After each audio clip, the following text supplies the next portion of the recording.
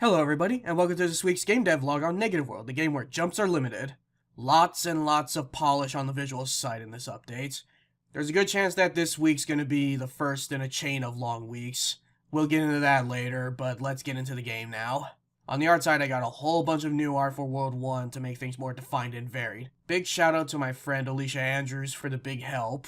If it wasn't for her, I'd only show a window, a floor base, and a less interesting brick pattern. New art includes 5 variations of windows, a clothing line, fire escape, a brick pattern, etc, etc. Each piece are separate prefabs, and took a lot of placing, measuring, and more measuring to get things right. The setting for World 1 is a slum-like sitting in a dome on top of a mountain above the clouds. Yeah, the game's a little abstract. Not all the new art in the game is decoration, though. I made 3 variations of barbed wire and combustion to replace most of the spikes in order to fit the soft sci-fi slum setting, with animation, too. Let me know how you think it looks. I'm my own worst judge, after all. Let's move on to the polish list. There was a little hiccup jumping on platforms from the bottom side of the platform. At a certain point, it would give the player a little boost or force to get up. It wasn't a big problem in the grand scheme of things, but it was a noticeable problem. After some fiddling about with the player positions and the platform effector, I've at least got it a lot more seamless and smoothed out where it's hardly noticeable. Then there's the jump dots. This is still a process of being fixed, but got it fixed for the most part. Before, there was a good chance it would stick to the opposite color, making the game borderline unplayable. Resetting the level didn't help either, but thanks to on-trigger stay, I got it showing the right color 90% of the time. Like I said, there's still some flaws here and there, but it's a start. Before I close out the devlog, I want to discuss what's next. I said that tumultuous weeks were ahead because March is the most hectic month for an indie developer.